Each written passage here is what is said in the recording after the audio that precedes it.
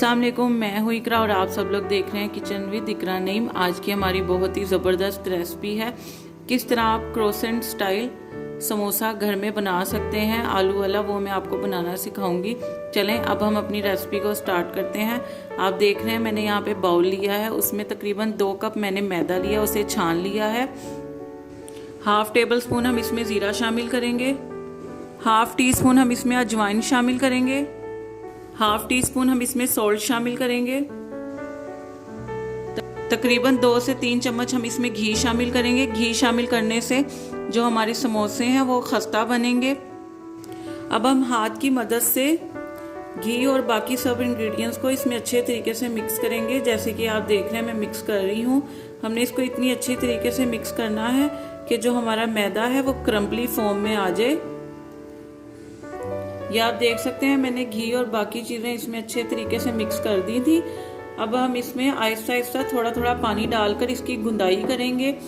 हमने डो ना तो इतनी सख्त बनानी है और ना बहुत ज़्यादा नरम बनानी है, नॉर्मल डो हमने इसकी तैयार करनी है।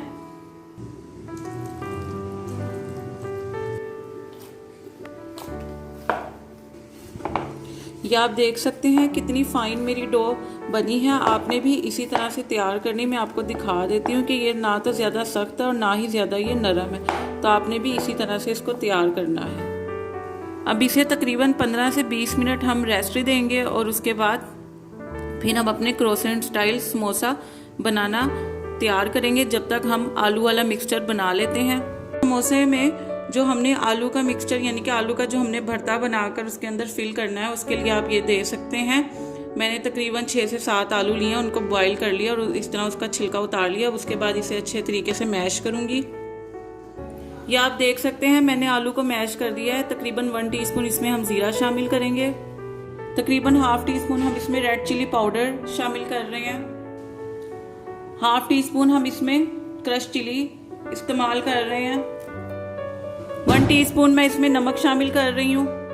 हाफ टी स्पून हम इसमें क्रश किया हुआ साबुत धनिया इस्तेमाल कर रहे हैं। तकरीबन 1 टेबलस्पून मैं इसमें सूखा नारदाना क्रश किया हुआ डाल रही हूँ। तकरीबन 1 टेबलस्पून हम इसमें ग्रीन चिली क्रश की हुई डालेंगे, उसको मैंने ग्राइंड कर लिया है। इन सब चीज़ों को अच्छे तरीके से मिक्स कर लेंगे। अच्छे तरीके से मिक्स करने के बाद हम इसमें धनिया शामिल करेंगे। ये आप देख सकते हैं हमारे समोसों का मिक्सचर तैयार हो चुका है। अब हम इसे 5 से 10 मिनट रेस्ट देंगे।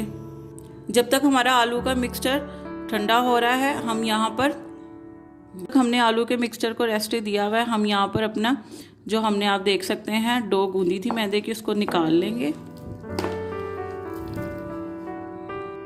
निकालने के बाद हम इसके छुरी की मदद से 4 हिस्से करेंगे। 4 हिस्से करने के बाद एक हिस्सा हम उठाएंगे और इसका पेड़ा बनाएंगे। ये आप देख सकते हैं मैं यहाँ पर पेड़ा बना लिया है। अब हम इसे रोलिंग पिन की मदद से रोल करेंगे। जिस जगह पर आपने रोटी बनानी है उस जगह पे हल्का हल्का सा आप मैदा इस तरह से डस्ट कर दें, ताकि जो रोटी है हमारी वो चिपके ना। रोलिंग पिन की मदद से हमने इसको हल्का हल्का हाथों से बेलना है, ताकि हमारी जो रोटी है वो पतली हो। देख सकते हैं मैंने जो रोटी बनाई है उसकी कितनी पतली लेयर है। इसी तरह से आपने इसकी लेयर रखनी है। चलें अब हम इसकी कटिंग करते हैं। सबसे पहले हमने इसकी दरमियान में रखकर इस तरह से एक सी कटिंग करनी है। अब हमें इसकी इस तरह से कटिंग करनी है। अब आप ये देख सकते हैं इसके हमने दरमियान में इस तरह से रखकर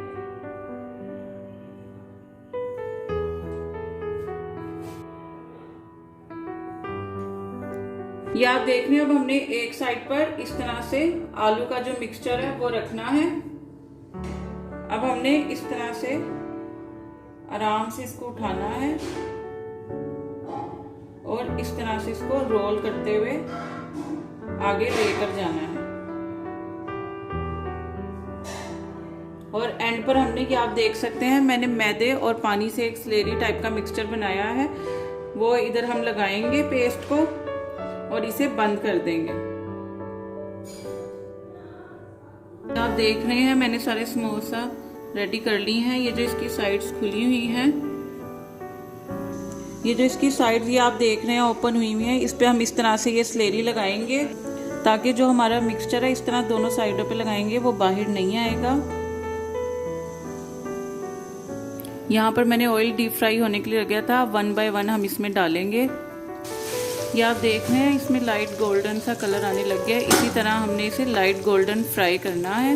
جب یہ لائٹ گولڈن فرائی ہو جائیں گے تو نکال لیں گے اور باقی کے بھی اسی طرح سے فرائی کرنے ہیں۔ یہ آپ دیکھ رہے ہیں کتنی اچھی طرح یہ گولڈن فرائی ہو گئے ہیں اور مٹیریل بھی بالکل بھی اس میں سے باہر نہیں آیا۔ اسی طرح سے ہم باقی سارے بھی فرائی کر لیں گے اور اس کو ہم نکال لیں گے۔